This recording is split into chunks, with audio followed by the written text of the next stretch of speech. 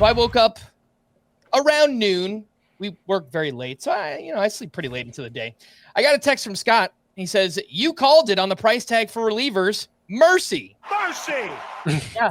And that is when I saw the Mason Miller trade. So we will start with today's blockbuster, or yesterday's blockbuster. At this point, the Padres acquired Mason Miller and JP Sears from the Athletics for a top 5 prospect in all of baseball. Shortstop prospect Leo DeVries, along with pitching prospects Braden Nett, Henry Baez, and Warniel Nunez. Just what? What is going on? Miller is awesome. I totally get that. He's under team control through 2030. But Leo DeVries, I mean, look, he could be anything. Mystery box, I get that. Not every prospect works out. This is a top 5 prospect in all of baseball. Yeah. I mean, it's the caliber of prospect that you expect to work out, even though he's only, I think he's still just 18. He's 18 at high A. So at an advanced level for somebody that young. And he's part of a trio of shortstop prospects that it might be more of a quartet of shortstop prospects now. They're all teenagers. They're all vying for the number 1 overall prospect spot. Jesus Made of the Brewers is one. Sebastian Walcott of the Rangers is another. And the Pirates guy, I'm blanking on his name. Connor Griffin. Yeah, Connor Griffin is the other. So Leo DeVries is right there.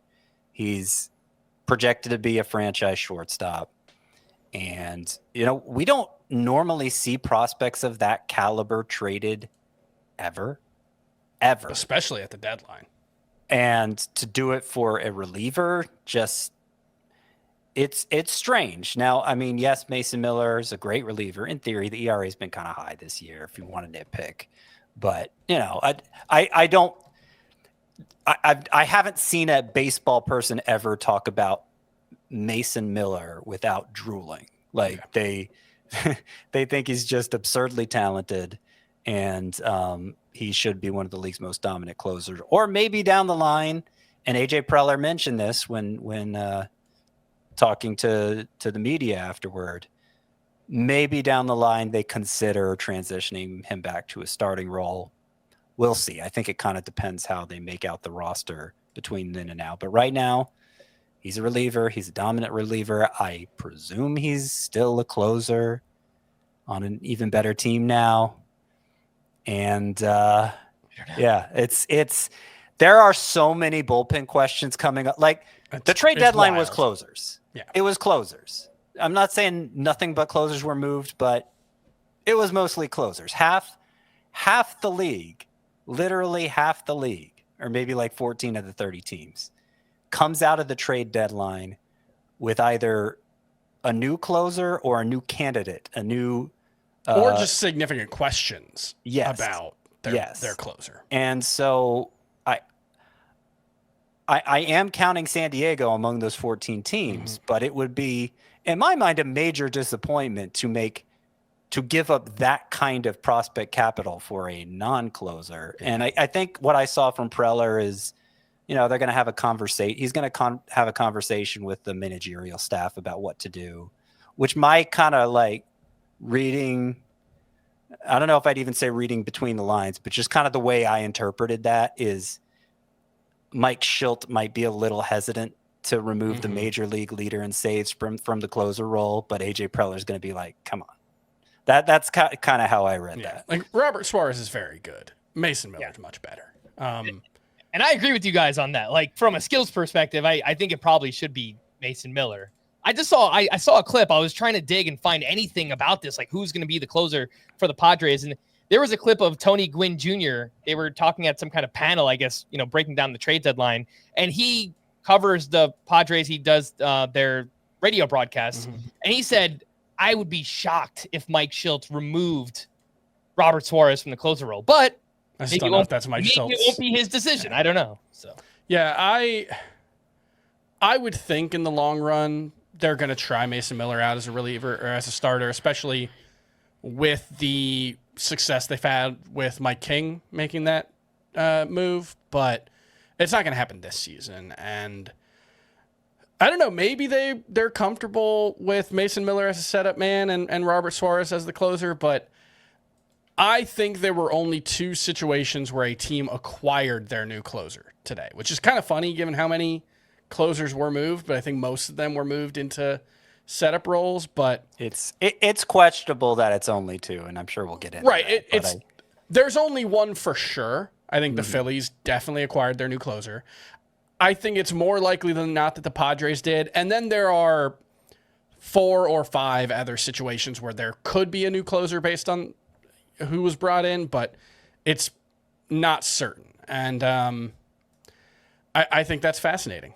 It was a really interesting trade deadline. And given the prices for closers or for relievers and the fact that no starting pitchers really, or at least no impact starting pitchers were moved, tough look for the Cubs, I think, especially coming out of the deadline, not getting a real significant upgrade out of their rotation. And then, come on, you love Mike Soroka. I love Mike Soroka, but Mike Soroka's not like you're hoping that it goes the way it's gone with Matthew Boyd, but there's no guarantee. Glad to hear you say that. And the Marlins must have been asking for a lot. The Padres must have been asking for a lot. And who was the other big starting pitcher we expected to get moved? Gallen, Mitch Keller. Gallen and Keller. Joe Ryan. I know the Red yeah. Sox were making a push late because the Twins traded like their whole bullpen after The Twins Yohan traded Duran. everyone. Yeah. I didn't like it slipped by me because I wrote about we'll get into it, but I wrote about Griffin Jacks being traded. And we expected him to step in for Yohan Duran. So who steps in now? And I was like, oh, maybe Luis Varland, maybe Daniel. Nope, they're all Colombo. Yeah, I always just think Column B, but I know that's not how you say his name. But yeah, they were both traded, and I just didn't even notice. So now it's full fans, I guess. I don't know. Someone posted like the Twins Instagram page, like the grid of all their most recent posts, and it looked like an in memoriam segment. Oh my god! At an award show, just with how many thank you, goodbye, just everybody on the team was gone. Yeah. So just to put a bow on this trade here, if you have either Mason Miller or Robert Suarez, you have to hold both for now. We just don't know. Yeah. Sounds like both of you guys think it's going to be Mason Miller. I lean Robert Suarez, but based on how much they gave up, it probably should be Mason Miller. You got to hold both of these names for now until we see, the next at least 2 or 3 save opportunities from the Padres. Who is next up in line for saves on the Athletics? And doesn't matter. So it'll only matter if it's Jack Perkins. And I saw a lot of enthusiasm from fantasy baseball types for Jack Perkins following this trade. What was interesting is the enthusiasm seemed to veer in 2 directions. Because, the other player the Padres got in this deal was JP Sears, who maybe we need to talk about him some. He's, fly ball pitcher going to a better park for fly ball pitchers, I would say. But I don't think he's going to be a big deal. But anyway, getting back to the point,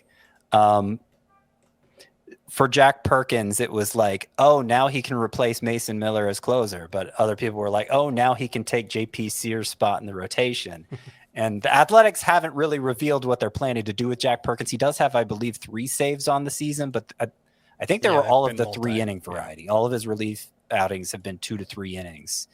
And they've talked about still viewing him as a starter long term. So he could be one of the biggest winners at the trade deadline, but it's unclear which role he's going to fill. I would guess starter, and he'd be worth a flyer. As he's got strikeout potential and all of that.